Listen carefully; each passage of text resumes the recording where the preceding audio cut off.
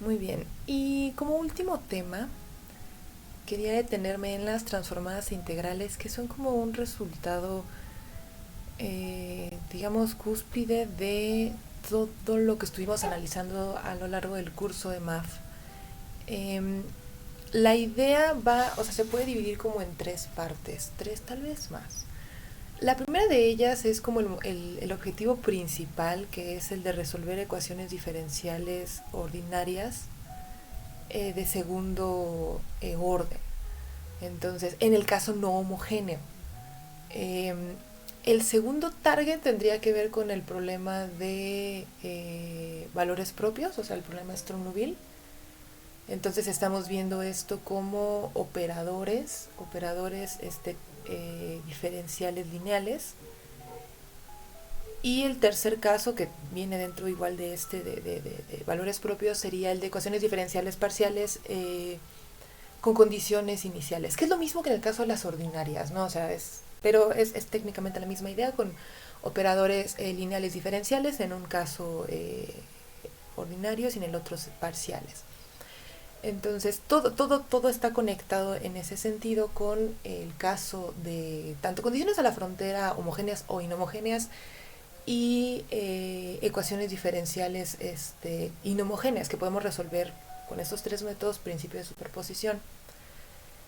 Y ahora, si tomamos este último caso, que es el principio de superposición, que es el buscar la solución general a partir de la homogénea y una particular, podemos irnos al caso de superposición de funciones con condiciones periódicas, lo que es en el caso de las series de Fourier.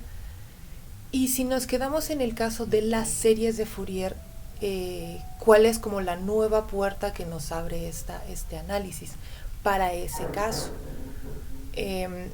Lo que nos deja un poquito como abierto cuando estuvimos resolviendo el caso de series de Fourier era que allí estábamos trabajando con soluciones o funciones propias o vamos, convergencia en ciertos intervalos finitos.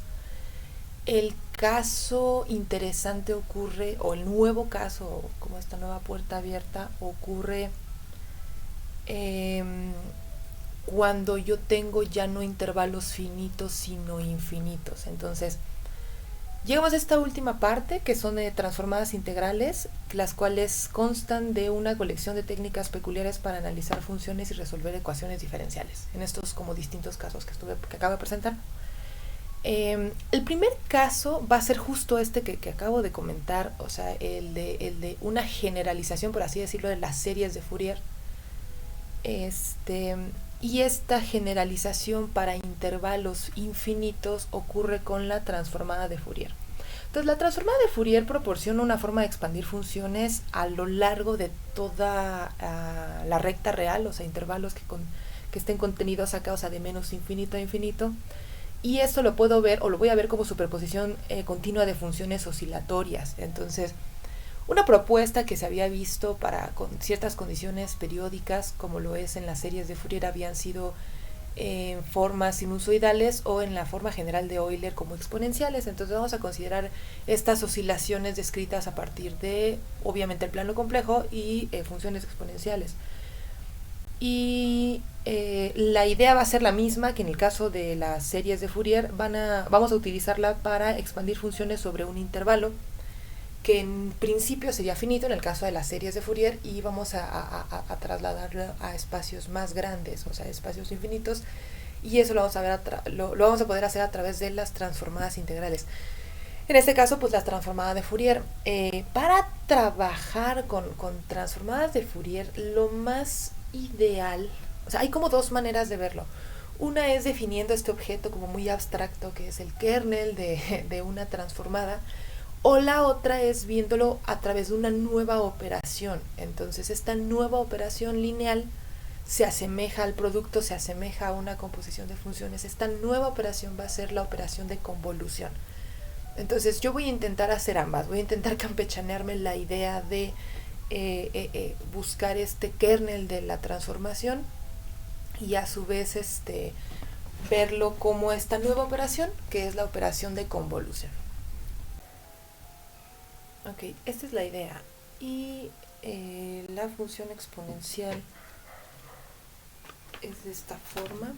Voy a tener m con su parte imaginaria. Vamos a ponerle una variable real, xi y x. Usualmente aquí la manejan como t, sobre todo en transformadas de Fourier.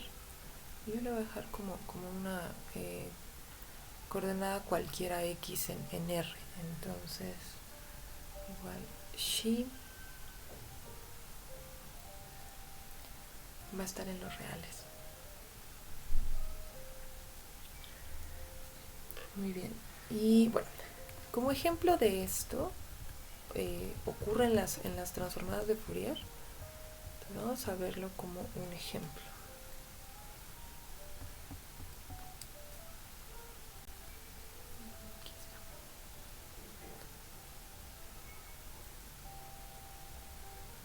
Muy bien. Entonces vamos a tomar una función en R.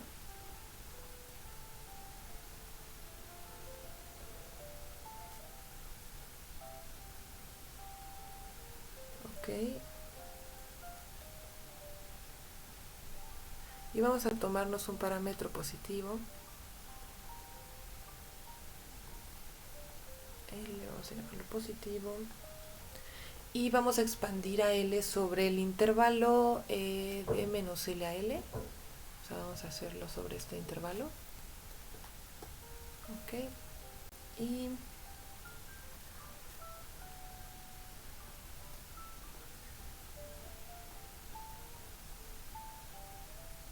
okay.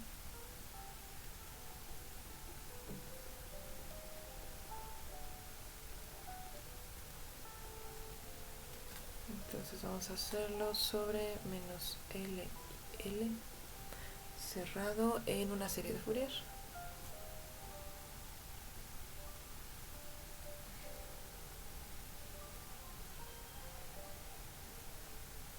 Y lo que necesitamos, o sea, para extender esta idea en la transformada de Fourier es hacerlo ahora cuando L tiende a infinito. Entonces nos interesa conocer su comportamiento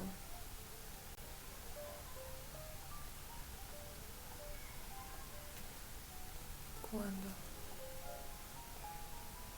L tiende a infinito. Entonces vamos a expandir como x en este intervalo. Entonces lo podemos ver como que f de x va a ser igual a 1 sobre 2L. Y esto sería la suma de menos infinito a infinito de c de n y L. Y la exponencial vamos a tener múltiplos de pi en la forma de Euler, nx entre L. Ok. Sí, una forma de Fourier común y silvestre con Cn y L es igual a la integral de menos L a L de E. Bueno, sería f de y, vamos a ponerla de una vez. F de y de E menos i pi n. Si es de y, sería de y de L de y. Y sea, bajar un poquito más. Ok. ¿Dónde estoy? Aquí está. Y sea el cambio en xi igual a pi entre L. Entonces xi enésima sería igual a n veces delta xi. Y esto sería n pi entre L. Ok, entonces eso nos permite reescribir f de x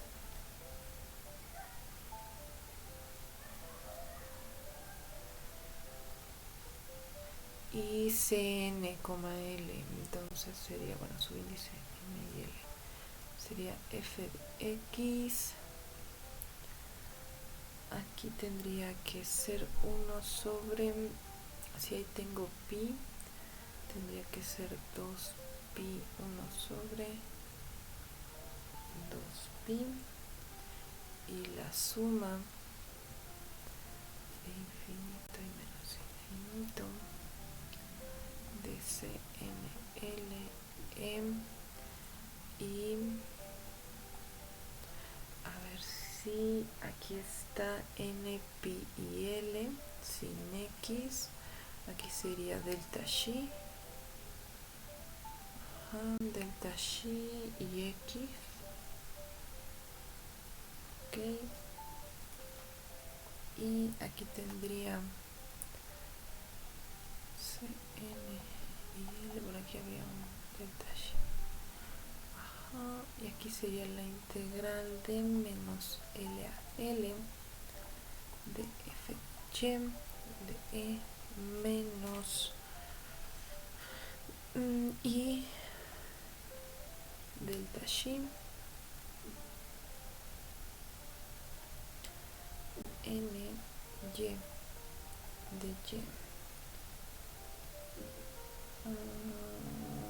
n delta xi, sí. Ahora, vamos a suponer que f de x se va a 0 cuando x diverge alguno de los valores positivos y negativos. Voy a bajar un poquito más. Ok. Ahora, consideramos que f de x va a 0, o se anula, vamos a poner se anula cuando x va a algún valor infinito.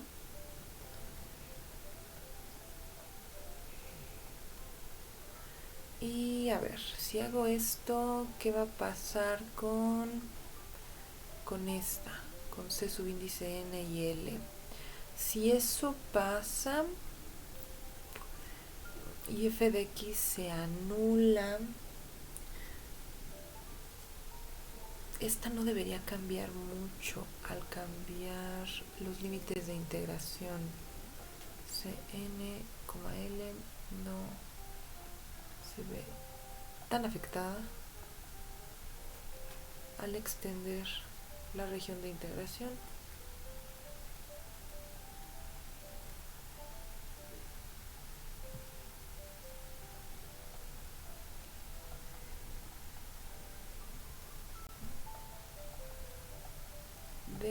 Vamos de menos L a L a menos infinito e infinito. Entonces Cn, L, ahí se ve muy feo, lo voy a bajar un poquito más. Cn, L igual, vamos a ponerla como equivalente de menos infinito a infinito de f de y en menos i xi n o delta xi n de y se queda igual, ¿no? Dado que solo es en función de xi de n. Aunque intrínsecamente ahí está. No, sí, se queda igualita. Se queda igualita. Entonces la que cambia, okay, por estar solo en función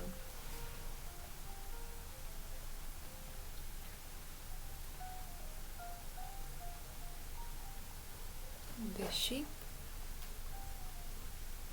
Entonces esta ya es en esencia una transformada de Fourier, en esencia. Entonces vamos a llamarla, lo voy a escribir para no tardarme tanto. Ok, como está solo en función de xi, esta integral como esta es una función de xi. Ok, se tiene, bueno, vamos a renombrarla, la llamamos, vamos a llamarla f gorro de xi, coma, y se tiene, ok, entonces esta solo es función de xi de n, la vamos a llamar f gorro de xi n. Ok, y ya que está así voy a tener f de x igual 1/2pi, la suma, vamos a dejarla como equivalente porque todavía no, ok, L, pero esa ya la cambiamos, ¿verdad? Vamos a llamarla f gorro de xi n, super, y le clavo la exponencial, y como ya usé indiscriminadamente xi n en lugar de delta xi, la voy a dejar como xi n x delta, ahí está la delta, y esto va a ser para x valor absoluto. A ver, déjenme ver porque esta sí creo que sí, a ver, si esta es así, esto sería menos l x l, sí, que se queda así menor que l, sí, esta está bien, va, ok. Este tiene como cara de una suma de Riemann. Entonces, si ahora me tomo el límite cuando L tiende a infinito, eso implicaría que delta xi va a tender a 0. Y así la suma se convierte en una integral. Vale, entonces nada más hago esta observación. Entonces notemos, cámara de colorcito. Notemos que se asemeja a una suma de Riemann, y si se toma el límite cuando L, voy a poner con lápiz porque si del gatazo, cuando L tiende a infinito, tal que delta xi n, vamos a dejarlo como delta xi nada más, con delta xi se va a 0, esta equivalencia se vuelve igualdad y la suma se convierte en una integral.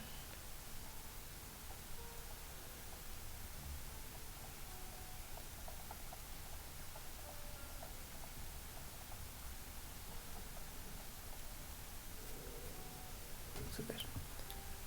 Y esta sí ya tiene más la cara de una transformada de Fourier. Todavía no la definí, o sea, apenas estoy haciendo como la, entre comillas, caricatura de esta extensión de límites de integración de una serie de Fourier a una transformada de Fourier para condiciones periódicas. Ok. Y ahora sí voy a meter el f gorro, que me va a involucrar aquí intrínsecamente una convolución. Y ahorita les voy a comentar lo que es esta convolución, porque me están interesando tanto estos límites para ciertos puntos. X, de X. Ok, aquí tendría que ser f de xi. Voy a darle con que es de X, es de xi, f de xi, aquí sí es X. Yo lo había manejado como Y, pero lo vamos a regresar a X.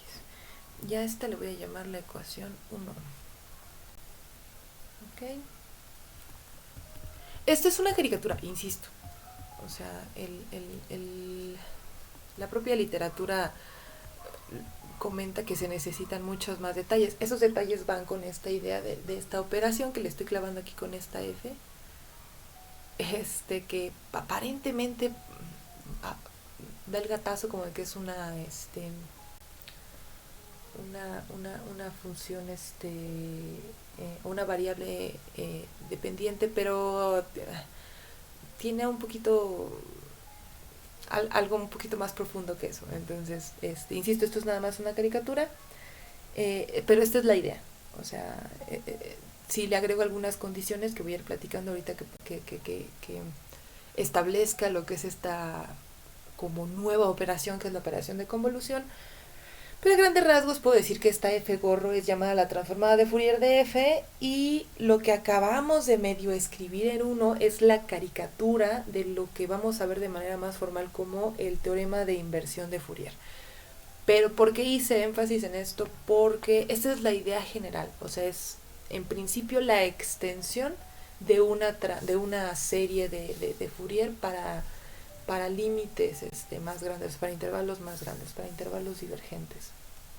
Entonces, bueno, esta es la idea. Lo puedo, o sea, hay algunas como observaciones que van saliendo en las clasificaciones de todas estas funciones. Como de manera muy general y medio tramposa, siempre he querido estar trabajando con el espacio de funciones continuas de cuadrado integrable, o sea, en L2, pero la construcción natural comienza con el intervalo L1, o sea, de solo funciones continuas e integrables, y esto se va a extender para L2. La cosa es que no son precisamente bien comportadas o mutuamente bien comportadas, o sea, funciones de L1 con funciones de L2, porque no pertenecen al mismo espacio, y de hecho ni siquiera puedo ver como que las funciones en L1 o que cumplan la característica de pertenecer a L1 sean subconjunto de L2 ni viceversa. O sea, funciones continuas integrables en L1 no necesariamente son subconjunto de las funciones continuas de cuadrado integrable en L2 ni viceversa. Entonces,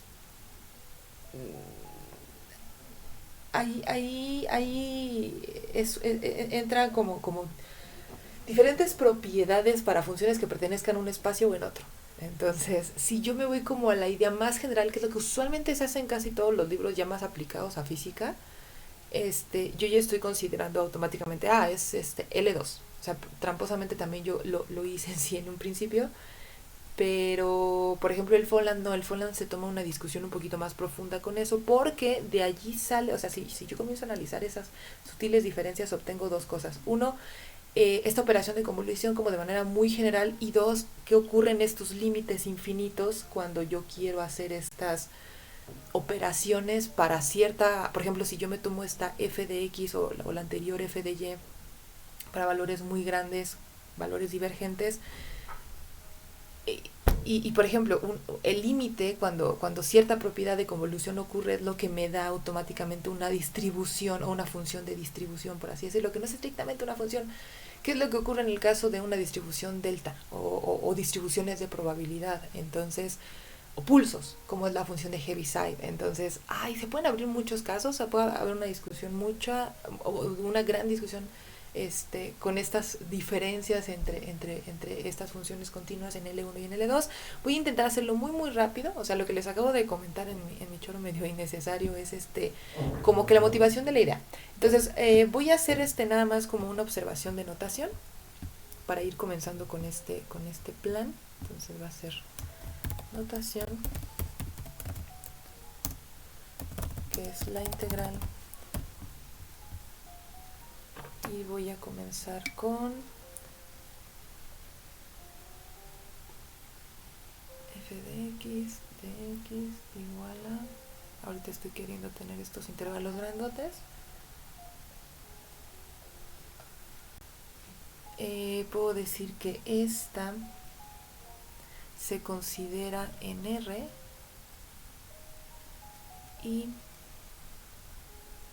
bueno, voy a considerar también, por ejemplo, el L2 y el espacio L1.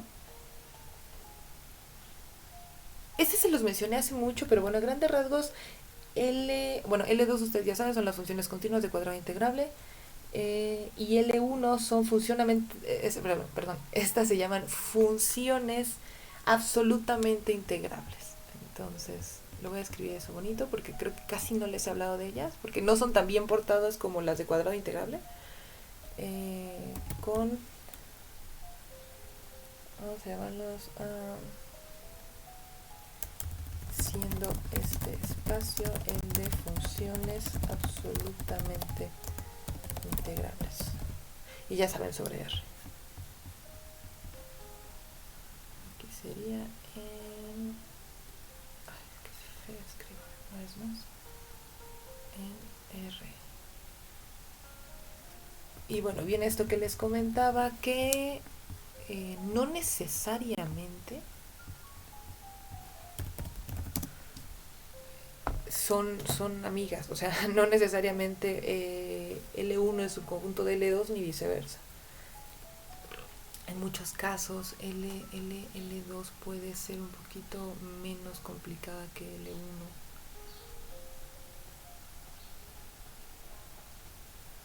O sea, no son subconjuntos mutuos. O sea, las funciones de cuadrado integrable o continuos de cuadrado integrable no son subconjunto de las funciones absolutamente integrables. Ambos tomándolas en los reales. Bueno, una manera adicional de definir a L1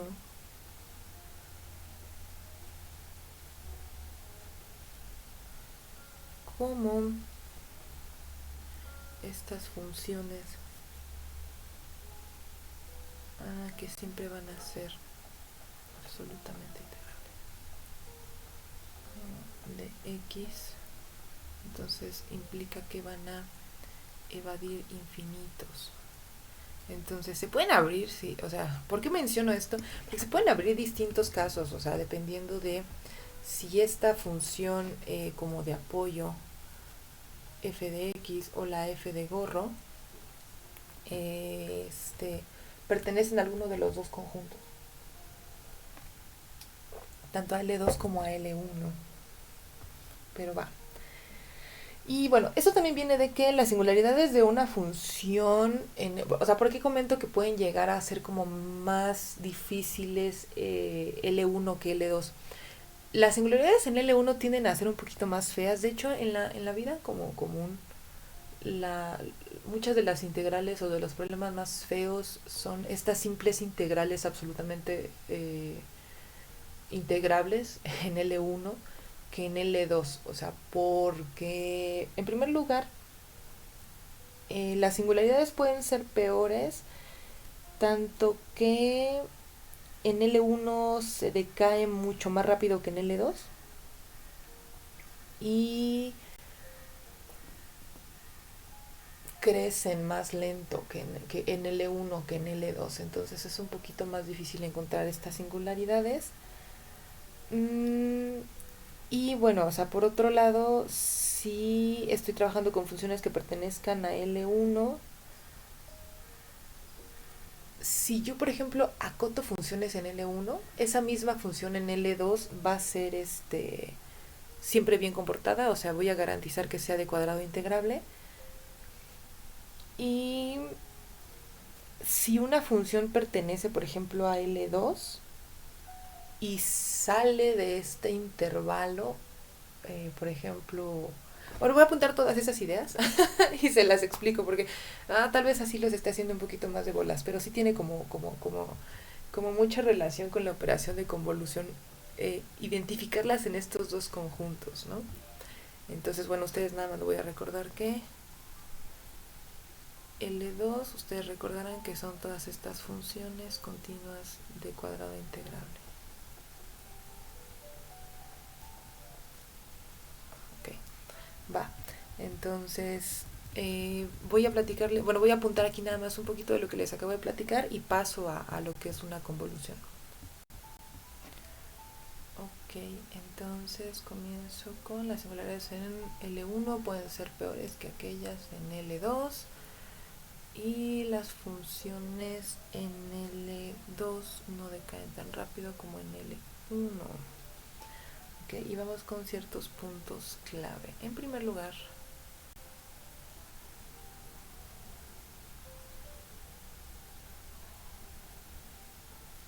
si F pertenece, vamos a ponerlo con pertenece a L1 y F es acotada, entonces F va a pertenecer automáticamente a L2, y esto lo voy a poder ver como el valor absoluto de F menor o igual a cierta cota, lo cual esto implica que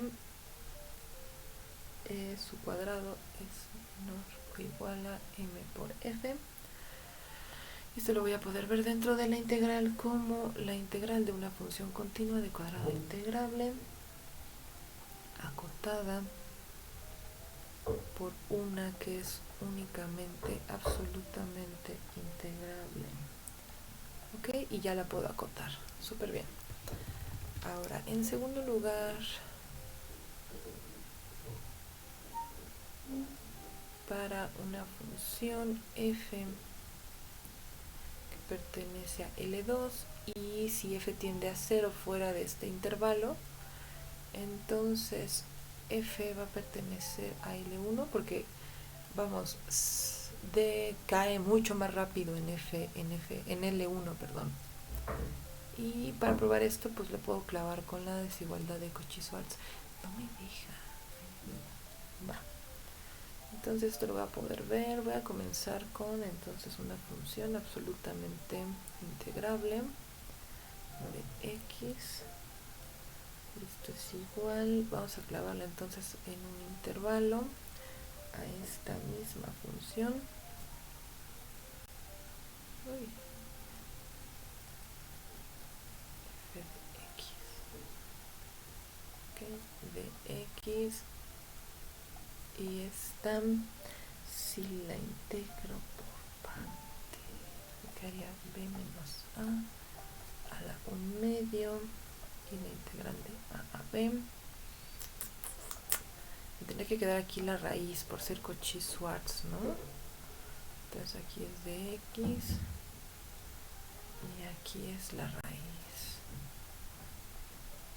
Y está acotada a infinito. Va. Bueno, esa es la idea. Ahora, aquí le debo meter un peligroso 1, una peligrosa identidad, que es lo que yo voy a buscar hacer con la convolución. Va.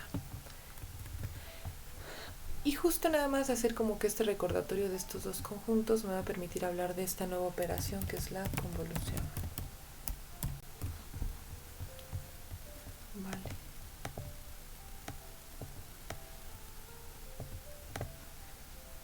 Ok, esta es una nueva operación, entonces voy a considerar un par de nuevas funciones. Voy a empezar acá. Si f y g son funciones en R, su convolución también es una nueva función y la voy a poner como f asterisco g.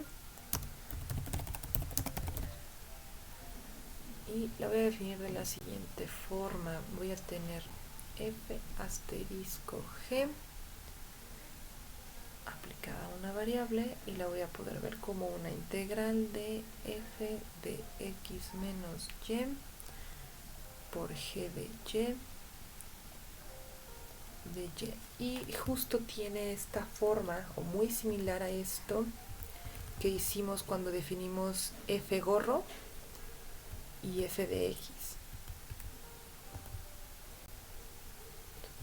Obviamente, bueno, esta como era una caricatura no involucraba o no es exactamente idéntica a esta operación de convolución.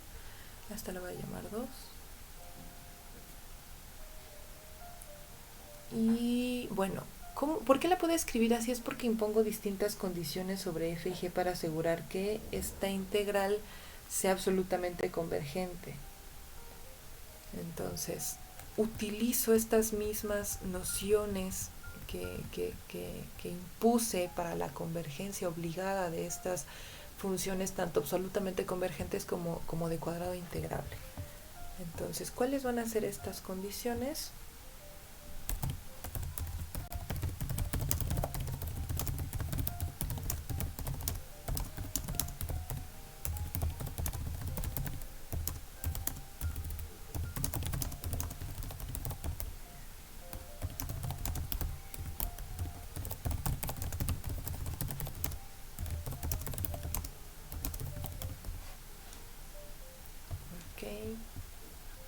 Entonces, ¿cuáles van a ser estas condiciones?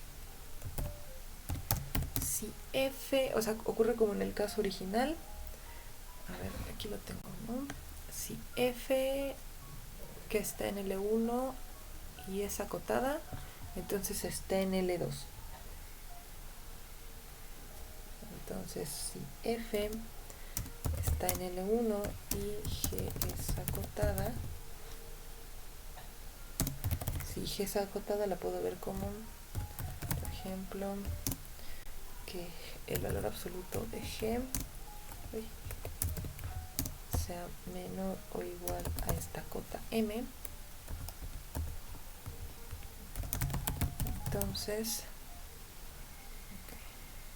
bueno, que sea más va. Esta la voy a poner como la primera condición. Si f pertenece a L1 y g es acotada, aquí que sea menor o igual para que sea un intervalo cerrado. Ok. Entonces tiene que pasar lo mismo que acá. Voy a tener f de x por g de x.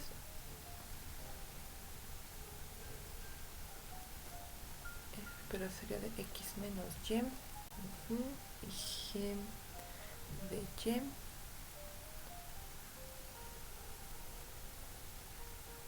Ok, esto de y menor o igual a m y la integral de solamente f de x menos y de y, y esta menor que infinito, o sea que está acotada. Y la segunda propiedad, igual por Cauchy-Schwarz. Pero aquí no requiero Cauchy, ¿no?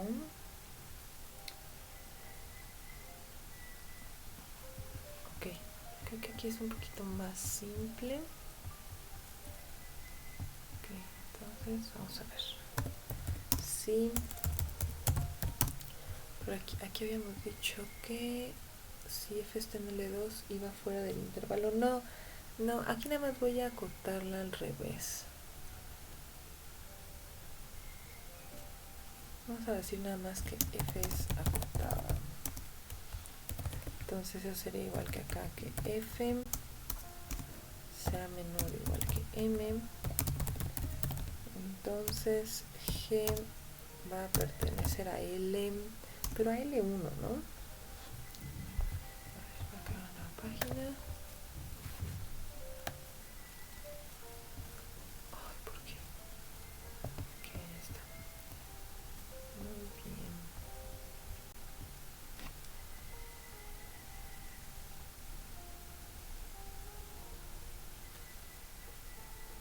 Ok, si f es acotada, entonces aquí voy a tener nada más la integral de f de x y y igual con g de y menor o igual a m, y aquí voy a meter a g de y menor a infinito. Va. Y ahora sí tendría que ser la de Cauchy-Schwarz. Sí, ok. Entonces sería si f y G pertenecen a L2, entonces por la desigualdad de Cauchy-Schwarz voy a tener que... A ver, no, vale. Es que aquí me gusta ponerle su índice. Ok, pertenecen a L2. Ok, entonces, ¿qué pasa acá? Voy a tener la integral de el valor absoluto de f de x menos y, g de y menor o igual a... Aquí voy a tener dos raíces, ¿no? Entonces voy a tener la raíz de la integral de f de x menos y al cuadrado de y, aquí al medio, por la raíz también de la integral de g de y, todo esto al cuadrado, aquí en el cuadrado, eso es, de y, aquí la raíz. Ok, y esto por Cauchy-Schwarz sería igual a las normas de G y acotadas. Ok, hay más condiciones que son las propiedades de la convolución. La siguiente me dice que si f es continua a trozos y g acotada, entonces esta operación de convolución existe, porque en algún punto, por ejemplo, g se va a hacer fuera del intervalo, y lo mismo en el otro caso, o sea, si f y g van a estar en L1, o sea que son absolutamente integrables, y existe la operación de convolución para casi toda x, excepto para cierto conjunto que es al que le asociamos una medida de Lebesgue. Casi no platicamos de eso, pero la idea va a ser nada más como garantizar la convergencia absoluta de las otras, del resto de las integrales. Estas dos propiedades, ya nada más están asumiendo que la operación de convolución existe. Las voy a apuntar, no me voy a detener tanto porque no platicamos mucho lo que es una medida de Lebesgue. Pero bueno, se las dejo apuntadas y continuamos nada más con las propiedades que debe de tener esta operación de convolución. Vale, entonces estas son las últimas dos propiedades, como grandes rasgos de cómo se puede ver esta operación de convolución entre elementos de L1 y L2, que serían las propiedades 4 y 5. Y bueno, vamos con el siguiente teorema, que justo me va a hablar de que esta nueva operación satisface las mismas reglas o es como muy equivalente a las reglas de multiplicación de funciones. Ok, entonces lo que me dice el siguiente teorema. Muy bien. Ok, entonces, bueno, la convolución como operación, o sea, f asterisco, va a ser un poquito más delgada. A ver. Bueno, f asterisco g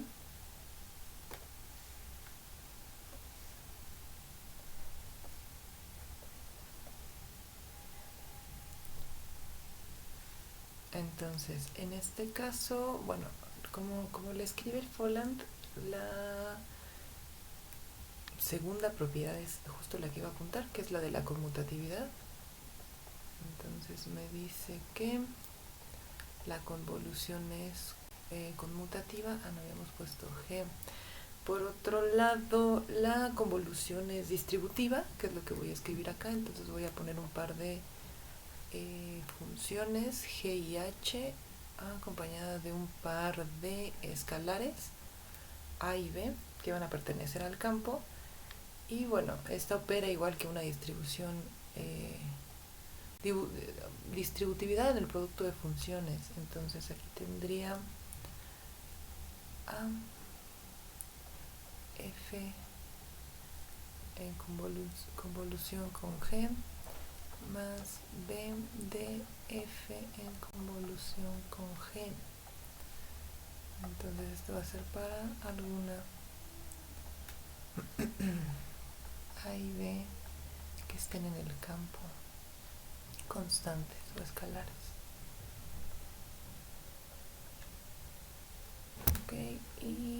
Ok, aquí la conmutatividad y finalmente la asociatividad. Vamos a poner G convolución con H y esto sería F en convolución con G. Podemos cerrar aquí los paréntesis con H. Okay. Esta prueba es bastante sencilla y la intención de esta demostración va a ser únicamente acostumbrarnos a cómo escribir esta operación de convolución.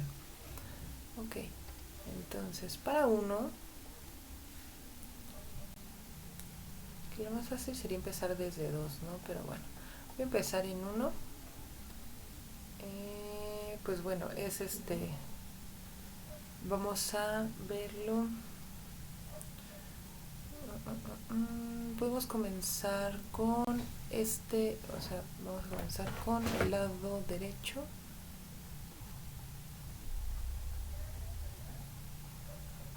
Y vamos a tomar al primer término del lado derecho.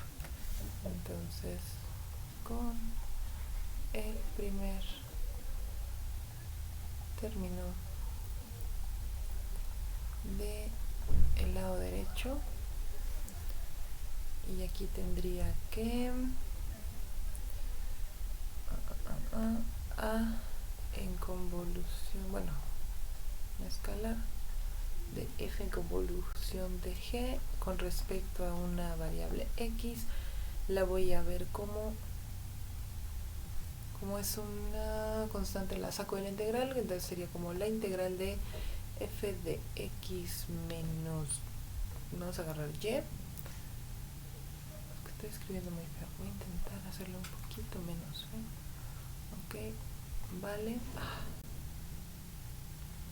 está, ok, y aquí tendría G de Y y aquí de Y. Ok, entonces así es como yo voy a estar viendo esta operación de convolución, como esta integral del lado derecho. Entonces con esto en mente puedo tener toda esta expresión de acá y la igualo. Entonces ahora sí,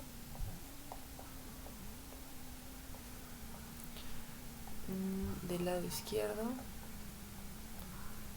poquito.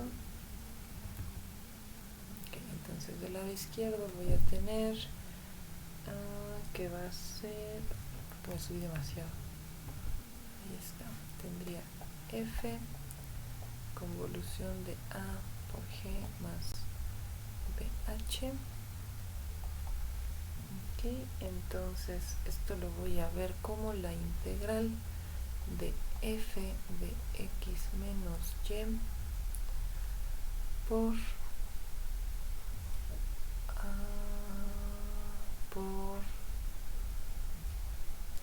sería A con G de Y más B por H de Y. Okay. Y aquí voy a tener la integral de F de X menos Y de A. Esta sí la pude mover de una vez para acá porque al final lo voy a terminar sacando de la integral, ¿no? X menos Y, G de Y más la integral de A de F de X, aquí sería B, X menos Y, H de Y, y aquí voy a tener A, la integral de F de X menos Y, G de Y más B por la integral de F de X menos Y, HY de Y, y esta es justo la misma expresión que obtuvimos del lado derecho de la misma igualdad. Entonces aquí voy a tener A por la operación de convolución de F con G más B y la operación de convolución de F con H. Miren, de hecho aquí lo escribí mal. Aquí puse G, tenía que ser H. Ok. Y bueno, ahora sí ya se cumple esta primera igualdad. Entonces esa es la prueba de 1. Bueno, aquí nada más me faltó comentar que... No, creo que esta idea es como muy general. Va. En el FOLAN viene la prueba de las propiedades 2 y 3. Las voy a poner aquí. Pero la única que no viene en el FOLAN es esta que acabamos de hacer. Que de hecho me salió del alma porque no tenía planeado hacerla. Entonces, bueno, para 2 hacemos un cambio de variable.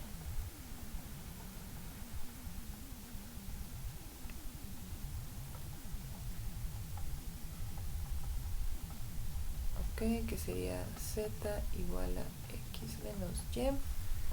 Y voy a sustituir el lado izquierdo.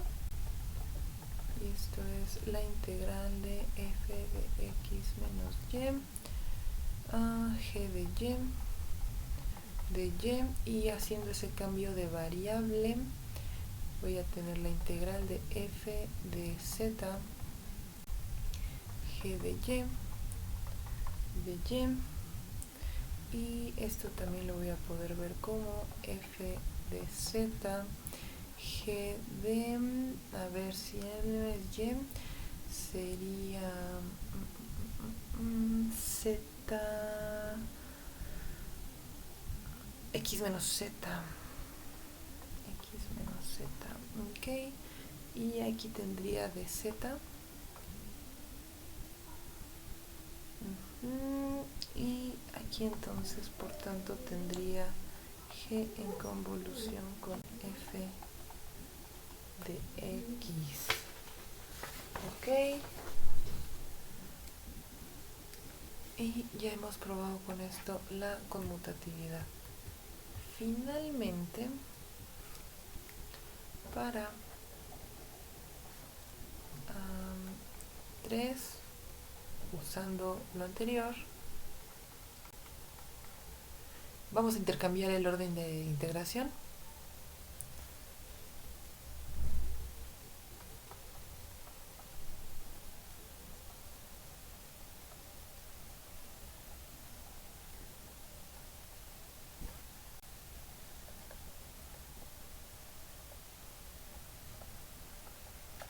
Vale, entonces intercambiando el orden de integración voy a tener esta operación de distributividad de convoluciones.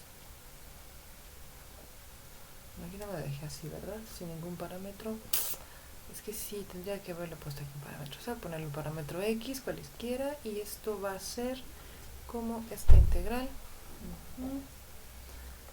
X menos y, h, de y. Y esto de acá. Tendría yo aquí una doble integral para esta primera convolución de aquí y luego la de acá. Entonces voy a tener el mismo cambio de variable, voy a tener f de z y la convolución de g con x menos y menos z. Entonces voy a tener f de z y g de x menos y menos z con z igual a x menos y, h de y voy a tener de z y de y. Ok, continúo acá y esto me va a dejar nada más un cambio en el orden de las y's. Aquí les puedo cambiar a y y a z, entonces voy a tener f de z, g de x se queda igual, vamos a poner menos z menos y, h de y. Y si voy a empezar primero con y, a ver, vamos a poner de y de z. Ok. Y aquí entonces puedo nada más verla como la convolución de g con h. Y eso me dejaría f de z, g de x menos z. Ah, no, aquí casi, aquí la tendré en convolución, con h. Y aquí sí sería de x menos z de z. Ok. Y por lo tanto voy a tener f de g en convolución con h de x. Listo. Vale. Ahora, ¿qué pasa si yo ahora tengo derivadas de esta nueva operación de convolución? El siguiente teorema me va a hablar de como equivalente a una regla de Leibniz, en este caso de la operación de convolución. Entonces lo enuncio con el siguiente teorema.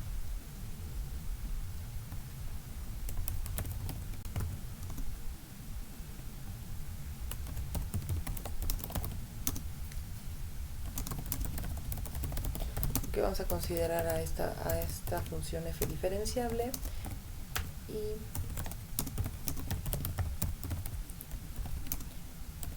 a las convoluciones de f con g y sus derivadas. Entonces esto nada más me va a decir que f va a estar derivándose, ok, y estas van a estar bien definidas.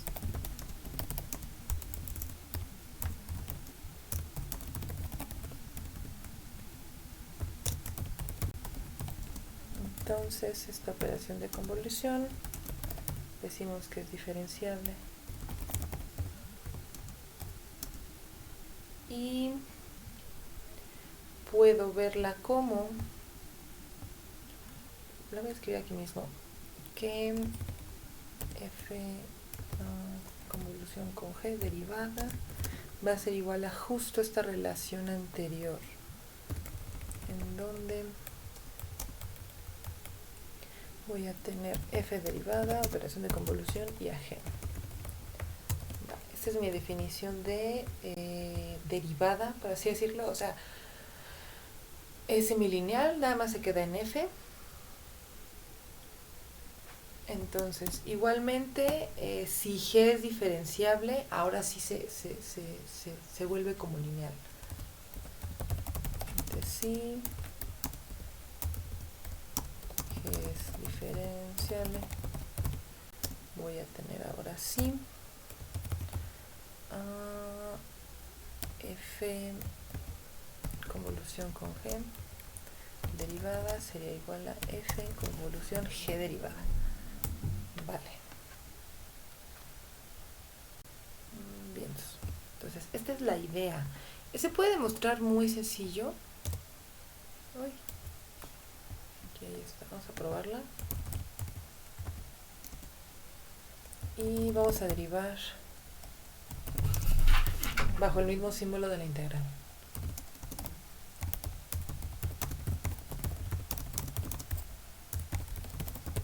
Ok. Entonces voy a tener un poquito.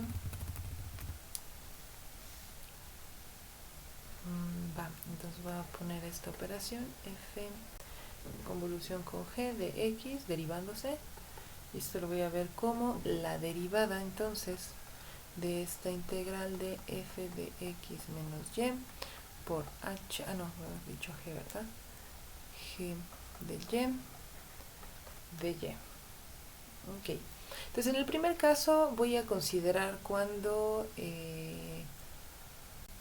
f es diferenciable, entonces nada más va a actuar sobre este término de acá. Si quiero probar la segunda parte del teorema, nada más lo asumo al revés, o sea, el operador aplicando sobre g, En este caso lo va a hacer sobre f, entonces nada sería f primado de x menos y, g de y. Ahora sí, g de y. Y esto ya sería la derivada de f en convolución con g. Todo esto con la variable x.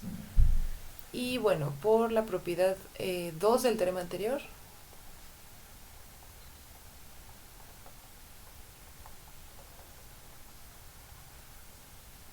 que f en convolución con g es igual a g en convolución con f si g es diferenciable.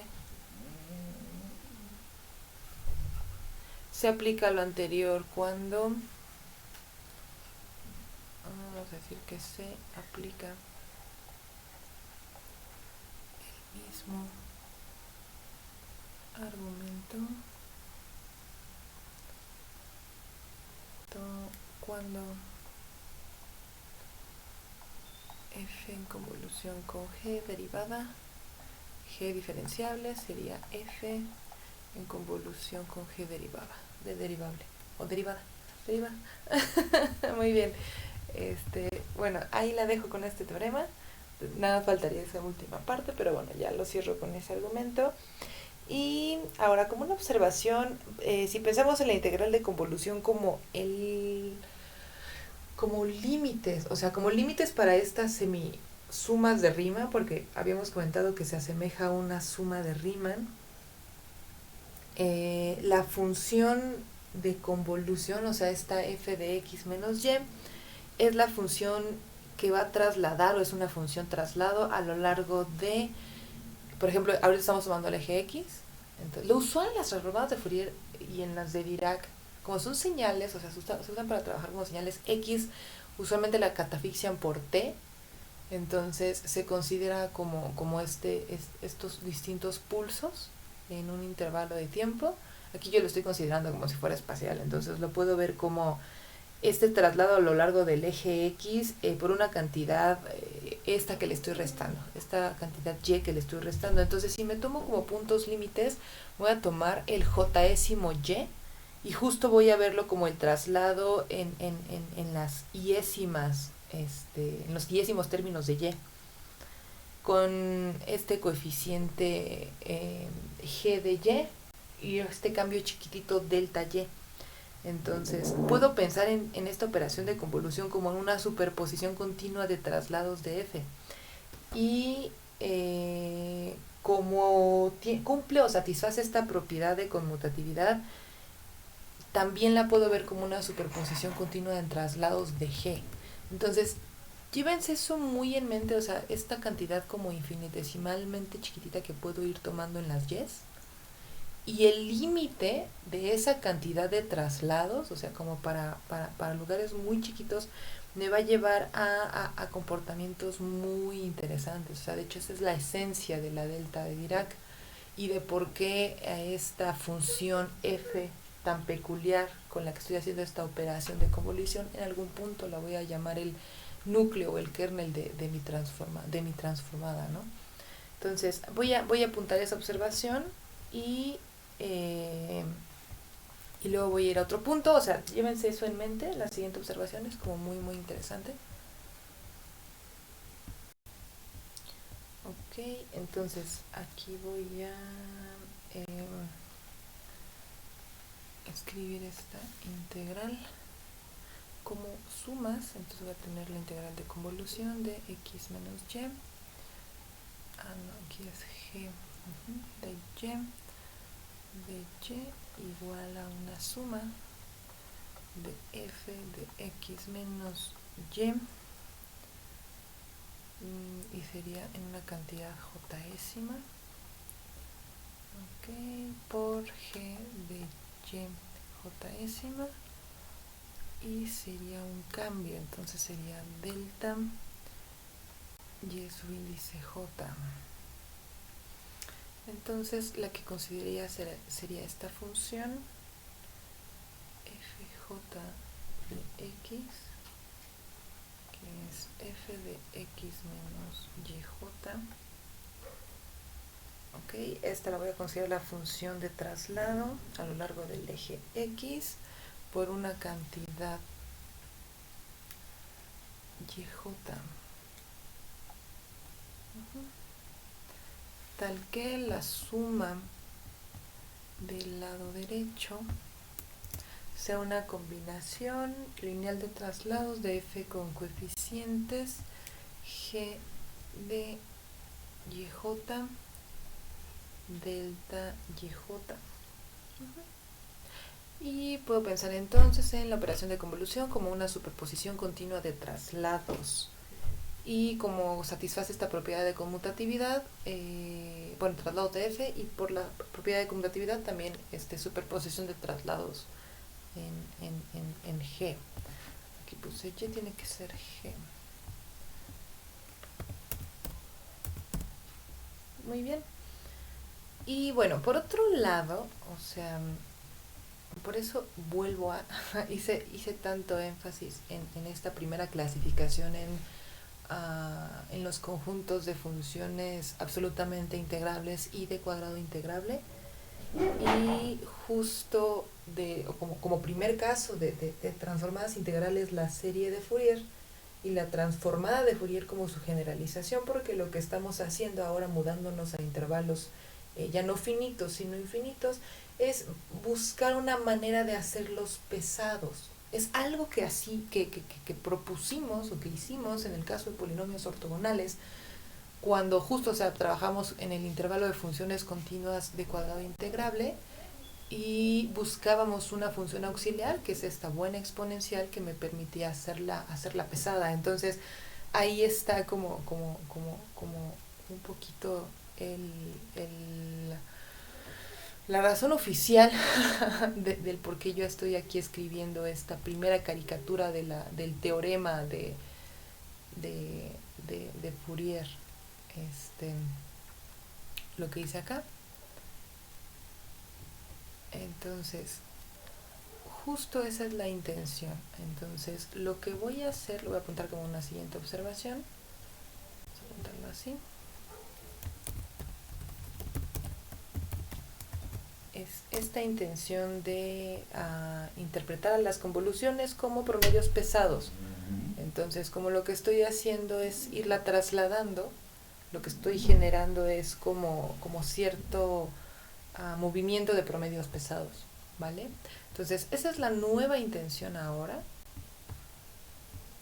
A ver, lo voy a intentar hacer aquí. Ah, no, Rosita. Ok. Vale, y vamos a apuntar esta idea. Entonces, ¿qué puedo interpretar? Ay, qué la canción. ¿Quieren otro color?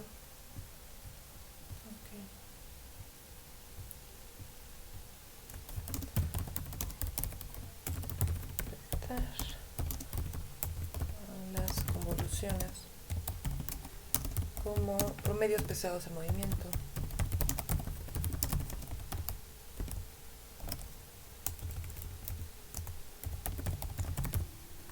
Ok. Y bueno,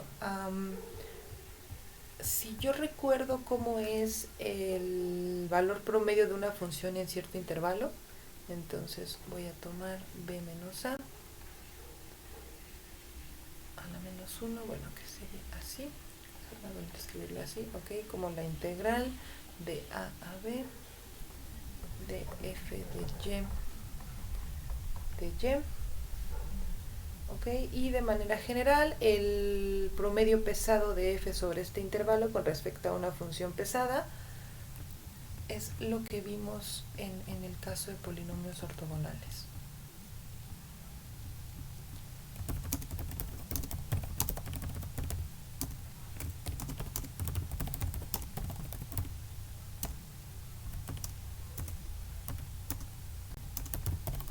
Sobre este intervalo AB,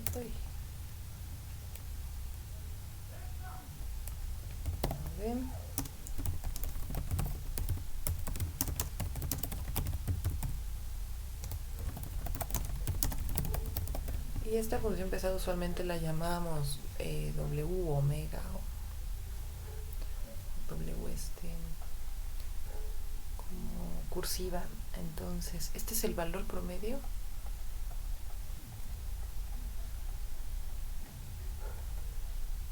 de f sobre a y b. Entonces, de manera general, esto es a y b, f de y, w de y, esta se sigue viendo muy claro, voy a volver a escribir, f de y, ok, y muy bien, y aquí voy a tener la integral de a b, esta me se ve muy claro, por aquí, a b, ok, aquí también a b, de w de y, vale. Okay, ese es el promedio pesado sobre este intervalo. Muy bien.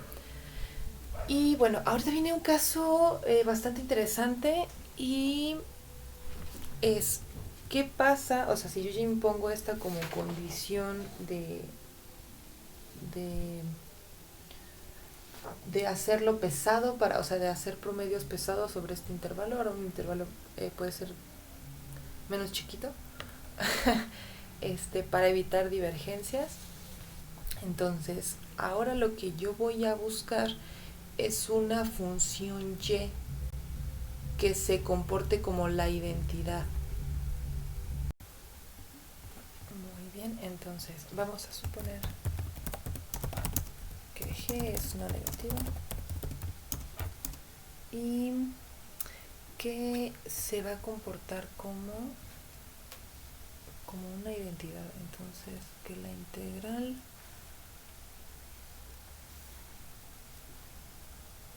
de g de y sea la identidad. Y entonces si escribimos esta operación de convolución,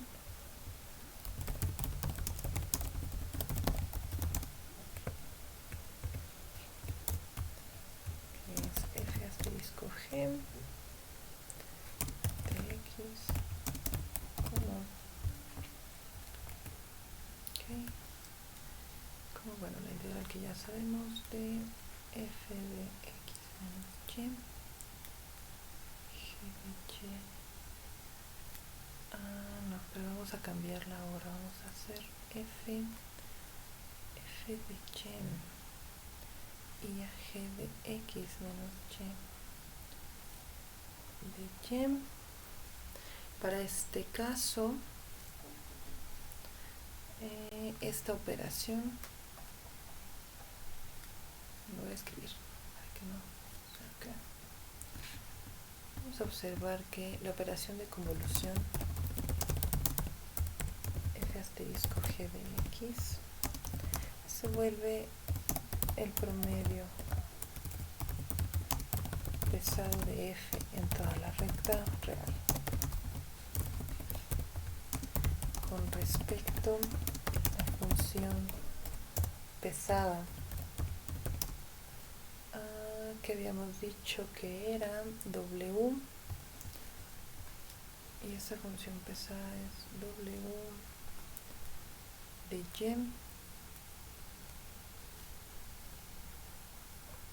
que es g de x menos y. Ok, vale. Ahora, si esta no es la identidad, sino que es el 0,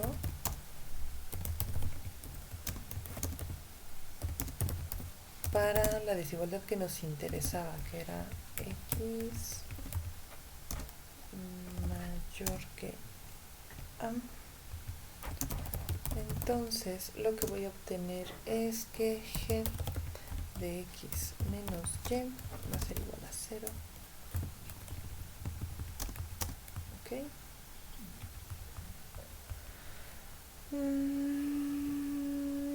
Entonces una buena epsilon tendría que ser x menos y, bueno, de una buena delta tendría que ser a. Entonces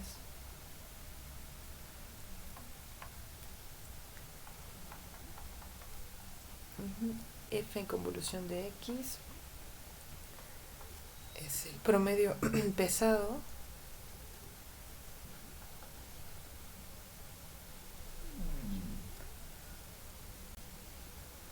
de F sobre el intervalo, tendría que ser de X menos, ahí está, entonces sería X menos A y X más A. Ahora, en un caso muy particular que yo de hecho ya utilicé aquí arriba, que es bastante común, o sea, como este promedio pesado, dentro de este intervalo lo tomaría como 2 veces A. Esto ya les debe de sonar un poquito a lo que hice en la integral gaussiana, que de hecho, tal vez por eso lo repetí tanto en estos últimos videos. Vamos a poner que en particular, si g de x es igual a 2a 1 sobre 2a, y este caso que me importa es cuando está en este intervalo, que es de menos x, de x a de a menos a, y este es otro caso. Y en este caso la operación de convolución, f asterisco con g es igual a 1 sobre 2a en este intervalo que tengo x menos a y x más a, x menos a, x más a, y aquí sería f de y de y. Y a este le voy a llamar, bueno, este es el promedio. Esto es algo muy usual, es una integral muy usual. ¿Cuál es el promedio postordinario de f en este intervalo? Este intervalo que es x menos a y x más a. Muy bien. Va. Ahora, por otro lado, el hecho de que la convolución se parezca a la multiplicación, en donde llega a fallar, o sea, se parece pero no es una operación binaria como tal, es justo estas dos hipótesis que me estoy tomando. O sea, ¿qué pasa si o es el neutro o es la identidad? Y como nos interesa que sea la multiplicación, o sea, el neutro en la multiplicación es la identidad. Entonces, ¿qué necesito para encontrar justo esta identidad? O sea, ¿a qué me refiero? A que ocurra el siguiente caso. Entonces, vamos a hacernos la siguiente pregunta. ¿Qué le falta a la convolución para hacer una operación binaria? Como la multiplicación en este caso es que no tiene elemento de identidad o elemento neutro del producto.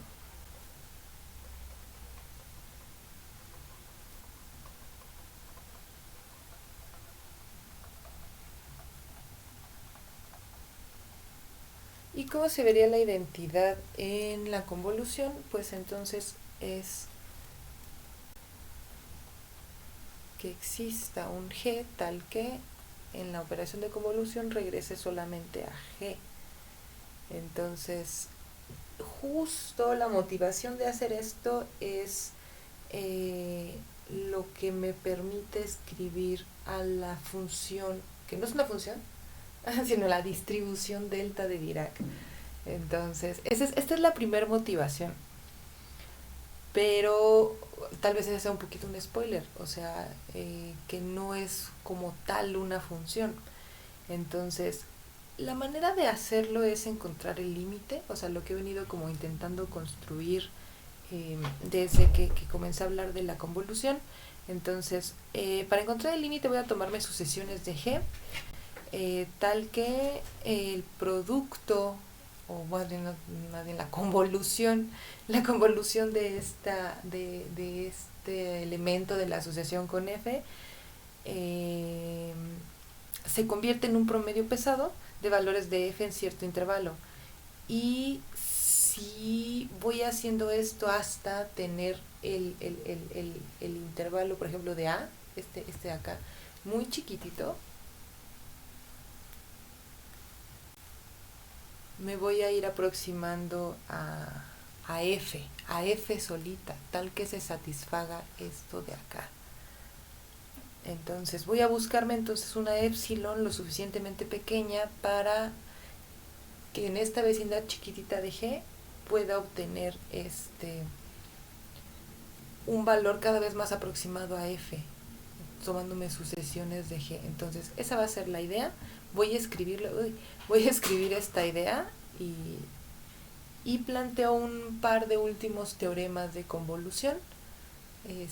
Y recuerden que de hecho es de esta idea particular de buscar la identidad en la operación de convolución es la motivación para distribuciones de funciones como lo es en este caso la delta de Dirac.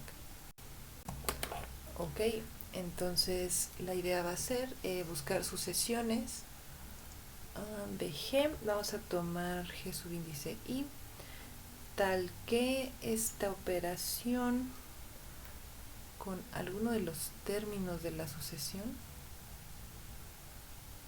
converja a F cuando n tienda a infinito. Entonces, si yo estoy buscando que g de x se anule o se haga muy pequeño fuera del intervalo es x entre a y menos a, y lo que voy a buscar es que esta operación de convolución sea como la definí aquí arriba, o sea un promedio sea un promedio pesado de valores de f en este intervalo, y si es muy pequeño me estoy aproximando cada vez más a este valor de f. Entonces la idea va a ser tomarme entonces a g, que sea una función absolutamente continua, integrable, y una epsilon lo suficientemente pequeña para que para alguno de estos términos de la sucesión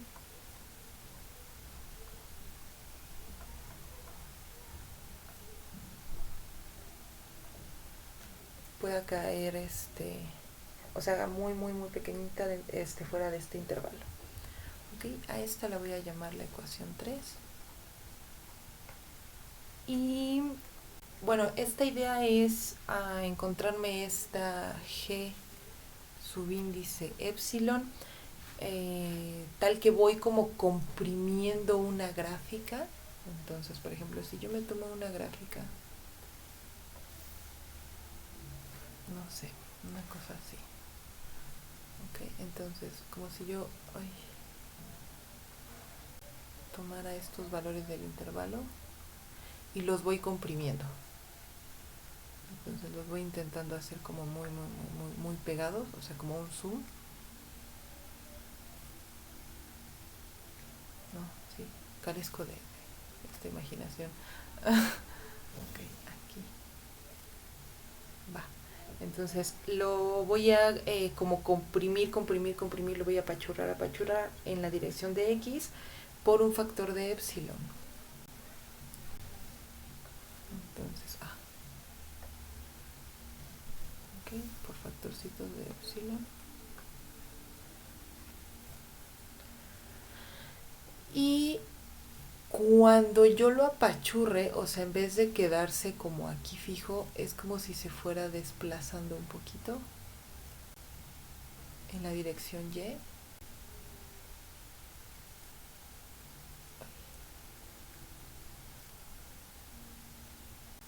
Y así sucesivamente, o sea, lo voy estirando en la dirección de y, igual por un factor.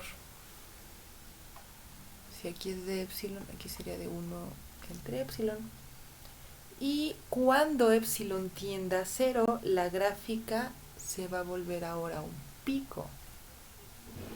¿Qué es lo que pasa con la delta de Dirac? Entonces, de estar haciendo como estas capas, si yo las voy viendo como más refinadas, o Pues aquí lo estoy haciendo por valorcitos así de 1 sobre... Uy, ay, caramba. A ver. Aquí, por ejemplo, este primer paso es como, no sé, 1 entre epsilon 1, 1 entre epsilon 2, 1 entre epsilon 3, y así, así, así, así, asado. O sea, lo estoy y acá igual. Esta cantidad de epsilon 1, esta epsilon 2. Y si le voy haciendo como suma esta idea, voy viendo estos picos como una semigaussiana, será una manera como correcta de decirlo. Ok, tal vez mejor dibujado sería una cosa así. Ajá, y hasta que... No, muy poca imaginación. Una cosa así, a ver, tal vez como que cada vez más picuda hasta que se va como muy muy infinito. Les voy a poner la imagen que viene en la literatura, que es la de una delta de Dirac. O sea, la idea es que aquí se va haciendo como que cada vez más, más, más picuda hasta que se va hacia infinito. Entonces, ya voy a quitarme aquí de intentar dibujar cosas que no me salen. Entonces, justo cuando epsilon tiende a 0, la integral se va a volver muy picuda, y esto va a decir que 1 entre epsilon se va a hacer infinito. Entonces, esto ocurre, o sea, esta parte de acá, creo que había dibujos que sí iban bien. Voy a intentar una última vez, nada más para intentar armar ese dibujo medio, a ver, una cosa así, más ancha. Es que tendría que empezar aquí como muy ancha, entonces sería una cosa así y luego así. No, muy mala imaginación. A grandes rasgos vamos a hacer nada más el zoom del pico. Entonces, ok. Aunque esta de acá no se tendría que tocar, solamente se va haciendo como cada vez más y más picuda.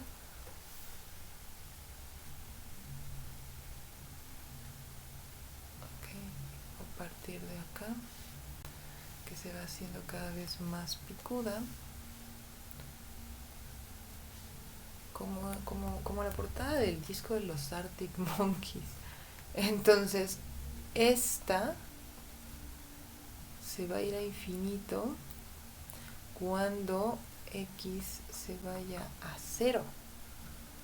Entonces, esto me va a manejar los siguientes límites. Entonces, la primera idea va a ser que g de x se obtiene al comprimir la gráfica en x ahora por un factor de epsilon, y esta se estira en dirección y por un factor de 1 sobre epsilon, y eso implica que cuando epsilon tiende a 0, la función se hace un pico,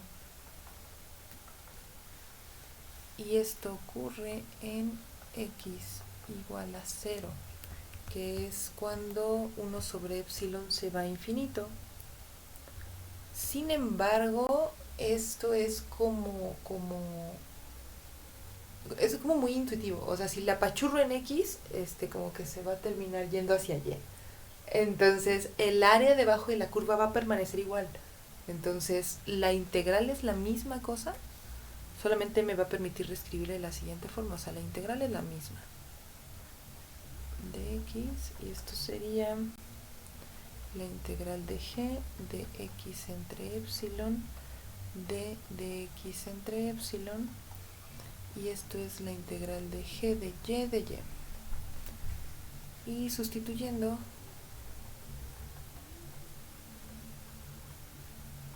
x igual a epsilon por y, se obtiene. Ok, entonces haciendo esta sustitución sobre cierto intervalo a y b, o sea, esta es como la forma más general. En el primer caso como que lo hice solamente en ese intervalo de a, y aquí voy a agarrarme a y b partidos entre epsilon, que se va a infinito, sobre el eje y. Ok.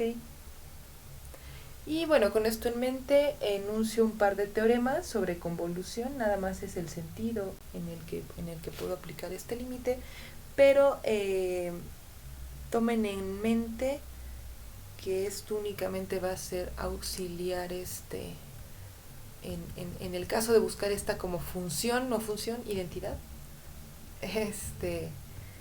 Y un ejemplo de esto, o sea, de funciones en donde pase esto, o sea, una especie como de identidad, es lo que yo estoy utilizando como un buen producto de convolución, bueno, una buena operación de convolución, o sea, con una muy buena identidad, y eso es lo que ocurre en mi función error. Entonces, por el momento, hasta aquí le voy a dejar, o sea, nada más en esta idea y en el siguiente teorema.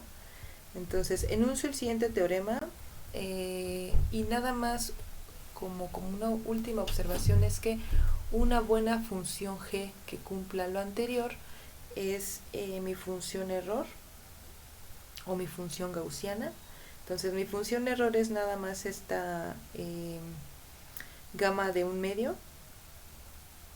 y si yo a esa la meto normalizada, obtengo mi función gaussiana, que es una buena g, una muy buena g que satisface la anterior. Pero bueno, antes de llegar para allá voy a apuntar el siguiente teorema, que me dice lo siguiente. Muy bien, entonces este teorema nada más me va a ayudar a definir esta identidad de la convolución con esta g de epsilon bien portada. Entonces solamente voy a comenzar con g, una función absolutamente integrable. Ahí está. Ok, y si es de tipo L1, entonces lo que voy a buscar es que su integral, ok, de g, esta tiene que estar en y, con respecto a y de y, sea igual a la identidad, y voy a buscarme una alfa que sea igual a, la voy a agarrar como a trozos, entonces alfa va a empezar de menos infinito a 0, esto es g de y beta la voy a agarrar, ¿verdad? No la voy a escribir. Y voy a agarrarme beta, que sea el otro trozo, entonces que sea de 0 a infinito. Ok, y aquí es g de y.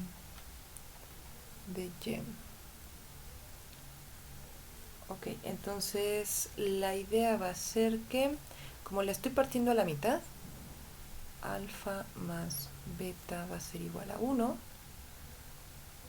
y voy a tomarlos como, ¿cómo le llaman? Como el punto medio, o la media, I don't know, que es como una especie como de promedio muy tramposo, ¿no? O sea, irnos como exactamente nada más a la mitad.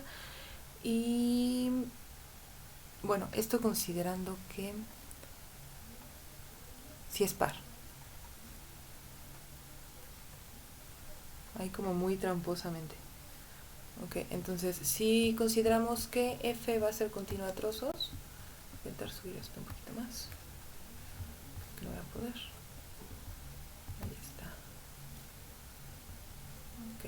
Entonces vamos a continuarla, a considerarla continua a trozos sobre el intervalo, sobre los números reales. Y que se va a hacer cero, o sea que está bien definida. Eso de que se hace cero fuera de un intervalo finito es que va a estar bien definida. Y si esto ocurre, entonces me voy a agarrar una buena g de épsilon. Entonces g de épsilon tal que el límite cuando épsilon tiende a cero de f con esta g de épsilon de x va a ser esta como promedio tramposo o como punto medio. Entonces me voy a tomar alfa de f de x positiva más beta de f de x, y esto va a ser para toda x. Ok, y en particular si f es continua en x,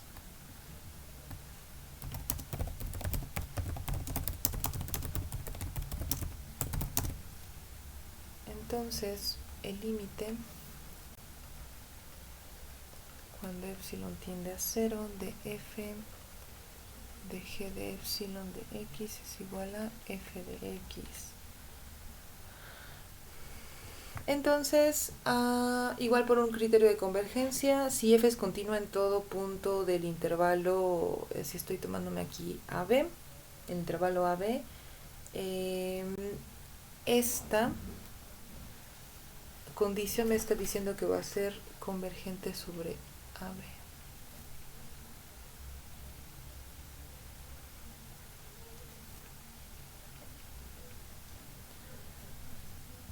Ok, no la voy a probar. La prueba está muy bonita, si mal no recuerdo, en el Folland, pero yo por cuestiones de tiempo ahí la voy a dejar. Nada más un como caso muy bonito de una bonita función que siempre se usa. Entonces lo voy a poner aquí nada más como una última observación.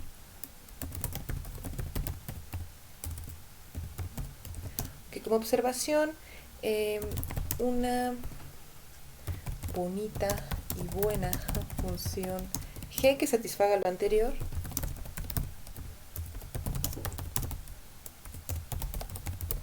es la gaussiana.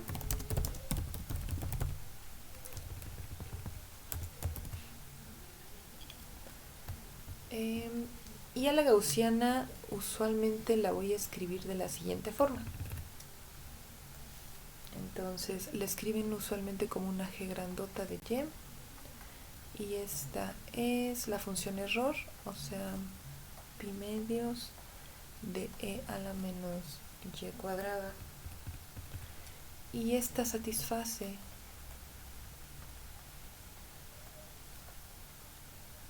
que la integral de g de y sea igual a la identidad. Y esto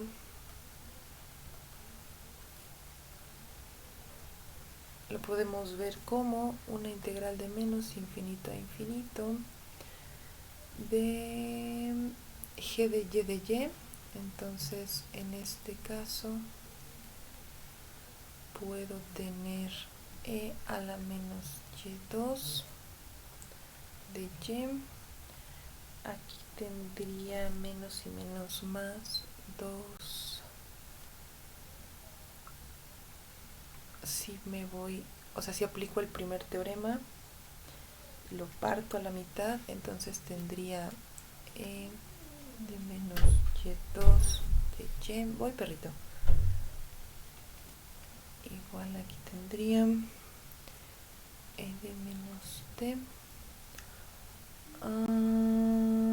Y aquí tendría t de menos 1/2 de t. Y esta es la identidad de la gamma. Entonces aquí voy a tener gamma de 1/2. Y esta es mi función error, que es pi 1/2. Entonces, si yo a esta la integro, voy a tener pi Pimedios.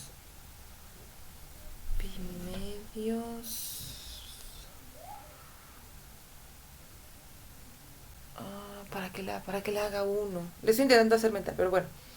Esa es la idea. Este, esto considerando igual como promedio tramposo de alfa y b igual a un medio.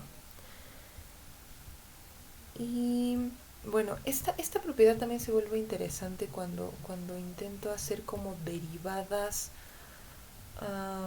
de f's y g's. Ok, si yo me tomo este ejemplo como de G identidad, o sea, como la gaussiana, es bastante útil de hecho para estas como propiedades de convolución, porque si yo me tomo por ejemplo sus derivadas, ya tengo la garantía de que estas sean acotadas y sean absolutamente integrables, ¿no? Entonces, si yo pudiese irme tomando como distintas derivadas, estoy garantizando que todas estas existan, entonces me estoy tomando como funciones que sean como garantizadas suaves. No sé si estoy como traduciendo bien esa idea, o sea, siempre que me tome, por ejemplo, una convolución de una función f con esta g bonita, lo que estoy garantizando es que sean siempre suaves. O sea, g es una función de clase c infinita.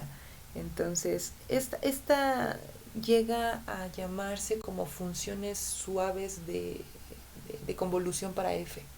Entonces eso es muy útil, llega a ser bastante bonito, por eso estamos utilizando esta G particular. Otro ejemplo de G particular es la distribución delta de Dirac, cuya derivada, por ejemplo, me da funciones paso, que son estas como step función, que es la función de Heaviside. Y de hecho esa era la esencia de mi intento de gráfica acá. Bueno, fue lo que yo me imaginé aquí. O sea, si voy viéndola así como estos como cuadritos, estoy viendo como esta derivada de mi función delta, que son picos, como picos suaves, por así decirlo. Como les recordaba, a mí se me asemeja a la portada del disco de los Arctic Monkeys. Porque justo tiene que ver con nodos de Fourier, ¿no? Pero si yo voy viéndola así como una función como tal a esta delta, su derivada son estos como steps, como escaleras, y esa es la función de Heaviside. Y eso de hecho es un resultado que voy a ver en las siguientes clases. Entonces eso está bastante interesante, eso está bastante bonito. Si quieren checar la demostración de este teorema, de hecho nada más son los clásicos enunciados de convergencia, o sea, lo que hemos hecho hasta el cansancio. Tal vez por eso ya no lo quiero hacer, porque ustedes ya han hecho esto hasta el cansancio. Ahí la dejo. Y bueno, nada más como una observación de esta bonita G epsilon, tengo como primer caso, en el caso límite, es la delta, que no es estrictamente una función, y la que sí es una función bonita es esta, la gaussiana. Entonces, justo aquí ya le escribí como una G mayúscula, que es como esta forma de ver a la convolución como el kernel de una transformada, ¿no? Entonces, así voy a empezar la siguiente clase. Aquí ahora sí que termino toda la idea de lo que es esta nueva operación de convolución, entonces ya me puedo ir tendida directamente a ejemplos de transformadas integrales que contengan ese tipo de operaciones. La primerita, pues como se los spoilé, va a ser la transformada de Fourier. Vale, pues muchas gracias.